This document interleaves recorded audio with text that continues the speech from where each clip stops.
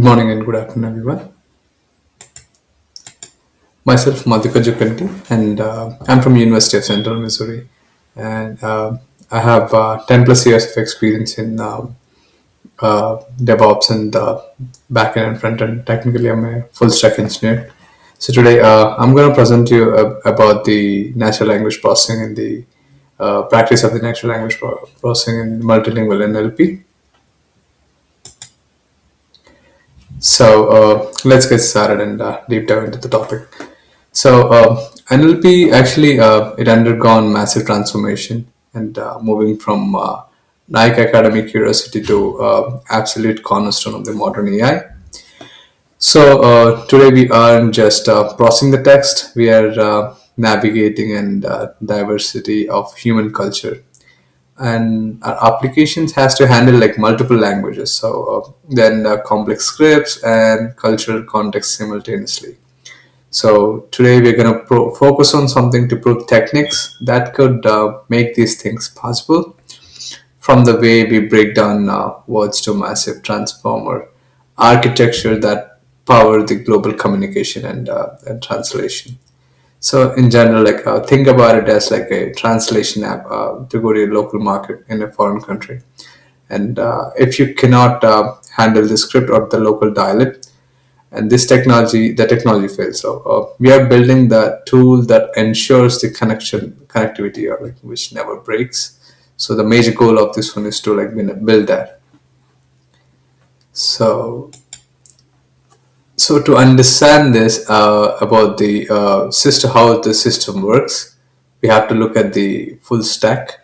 So let's get into like understanding like how the tokenization works, which is the first part of the overall process of like how it converts from one language to the other one. And tokenization is something called which is a major building block. Then we'll move into the as part of it we'll move into the name entity recognition and sentiment analysis, and which shows like how to extract the meaning and emotion out of these words. And we'll wrap around the text generation and semantic understanding at the end, and move to a simple data processing at a high level comprehension as part of the our journey today. So our first challenge is tokenization, and in the past we treated every word as a unique unit, which was a disaster language, like for complex language like Turkish and Finnish. So it couldn't do that like unique words to like translation, where words change from forms constantly. Something like a word can mean different meanings based on the dialect and emotions. So now we use a subword tokenization. So we break the word into meaningful subunits, and which allows us to like models to handle out the vocabulary of these words basically. So the words that model never seen before, this makes the model training faster significantly. It actually improves the translation quality, and as well as the different language families. So and it has improved generalization across morphological variants and enhanced performance too. So as part of it, like it breaks the words, right, as I mentioned it before, like as part of the tokenization. This is the first step of like doing it. So let's think it as an example where like it's like realizing that you don't need a unique key to open a single door in a building. If you have a master key system like a subword unit, like that is a master key that gives the model the logic to unlock the meaning of new words without being explicitly taught that to every single time. Like the system contains a master key, and it actually can understand words like which haven't heard before by converting them, and like changing that into a subwords is our main context. So this is our first step in the process. Then let's dive into the how we could do the named entity recognition with the BiLSTMs and CNNs. So once we have the tokens, right? So we right now we took the whole word and we converted that into subwords, which is called the tokenization. And the next step as part of this process is to find out the meaning, as in like who, like what and where. So this is like we have to find these what the subwords mean, like subwords or like the tokenization part means. So this is called the entity recognition. So which is a actually the state of art is like the system uses a powerful DO. It's a combination of like two different two different approaches. One is the BILSTMs, which is to capture the long run story of a sentence, like how what exactly the whole oral sentence kind of means or like looks at. And the other approach we're going to combine today is the CNNs. So to look at it as a local or character level details, like so these combinations would actually allow us to achieve a 90% accuracy. So the name entity recognition would be made easy by combining these two approaches. And the CNNs approaches are like the character, each it goes by each character, and morphologically variants and the spelling variants and the language specific patterns, it identifies that as part of the CNN. So that's the second step of our process. And so what exactly is the BILSTMs or CNN architecture captures as part of this? So specifically, these systems extracts the person names or the organizations as which are part of the subwords. So it actually extracts these things like person names, organizations, locations, and dates. And this isn't about the labeling of words, it's for the foundation of the building, like the knowledge graphs and advanced search engines. So it actually, what it does is it actually what allows a computer to actually organize the world's information. So it takes so these architectures allow the information that the system reads into information that it understands, and helps us to break it down and make proper meaning of each word and sentences by identifying the so who is the person, whether it is a person or organization or a location or a temporal expression such as dates or any other sort of those things. So when you let us say, suppose let's take an example, like when your email app automatically suggests adding a meeting at Starbucks to your calendar, that's an NRE action. So actually it recognizes Starbucks as your location, and the date and time. It's turning raw text into useful information. So it found actually where we are, and it used that information, and it created an action on top of it. So something like that. This is the one of, I mean, the architecture shows the example as that. So the next thing that we're gonna go is like once we get that, we're gonna do some sentiment analysis with the CNNs and transformers. So what is sentiment analysis? Let's understand that. So understanding sentiment analysis is much thicker than finding names because it requires feeling. So we found what is a name, it's a location or whatever it is. Then after that, we need to find the meaning of it. Like every language has a different its own meaning or feeling of it. So we use a hybrid approach here too. Like so, CNNs actually finds the local emotions and cues. So we find the language, and every language has its own local emotions. So CNN is going to help us find that. And while the transformer like BERT, it provides us a deeper context. Like so this is a vital for global brands. I think it's a phrase that sounds positive in one culture.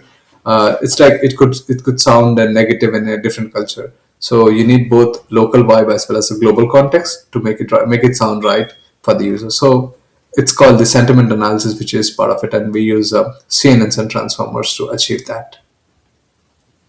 And the next thing is like the transformer architecture for the text generation piece.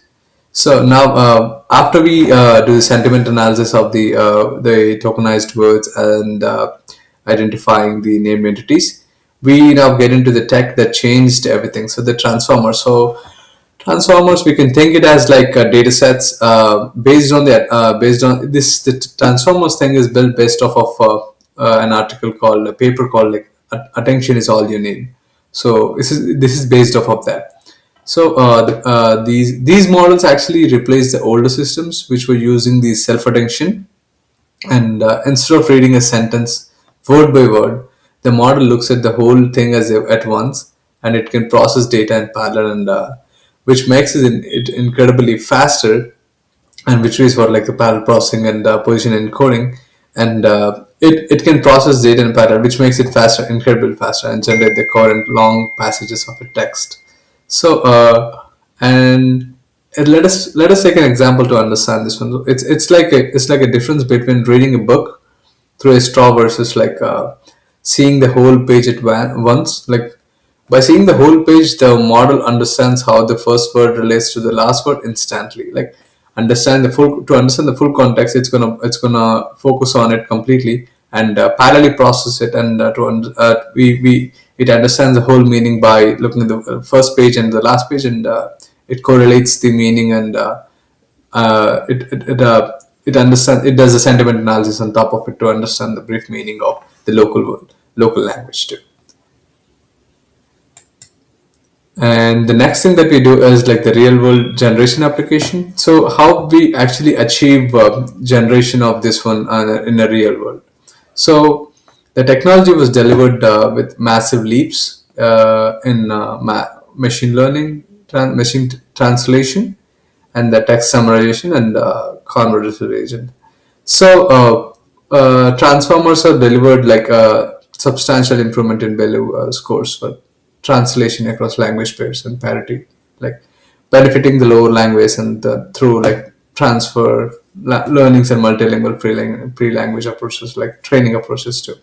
So it's like let us take an example. Like we are now seeing an AI write a medical report and business intelligence summaries that are almost like indistinguishable from human writings. So it's moving the workload from simple data energy to high level analysis. So that's all based off of data, and that's been achieved like with massive leaps such as machine machine translation, and it summarizes the whole word, and it understands it reads datasets, and it trains on the datasets, and it can predict pretty much like as human does. So let's dive into the next step, which is the semantic role labeling and parsing. So to truly understand a sentence, right, we need to answer like who did what, to whom, and where, and why. So these are like just to understand like who did what, so and whom, and where, and why. These are like semantic parsing, which gives us the graphical map between like the semantic role labeling, identifying the actors and their actions. So in this case, actors could be like me, you, or any other person in the whole context. So this allows the machines to understand the meaning behind the grammar, while actually, which is the holy grail of the NLP.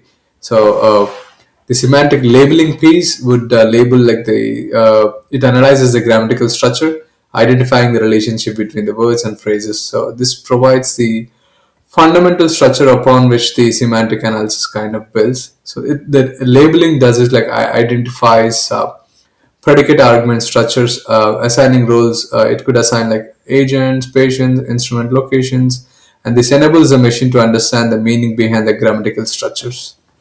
So how does this apply to a semantic understanding? So to application of the semantic understanding is like when we master the semantics, right? So we can build a knowledge graph that can connect billions of facts. So it powers the event extraction, like tracking suppose tracking a global merger and questioning and answering. So instead of user just getting the list of links, they get an actual answer because the system understands the intent of it. So the knowledge graph construction and event extraction and questioning, answering, and information retrieval are kind of access source for like overall understanding it. Like the information search relevance by understanding user intent and matching based on semantic similarity rather than just a keyword overlap in this case. So we need to understand how a NLP system would be built, product producing an NLP system, which we'll look in next slide. So as part of it, right, we do a model selection for NLP, like what kind of model, whether we need an analytical model or like a different model in this case, or a and the next thing is we need a multilingual support and monitoring and evaluation and optimization. So these are the building blocks of the NLP systems. So building these for production is a different game. So actually, we have to balance the accuracy with the latency, and your model has to be fast enough for the real time users.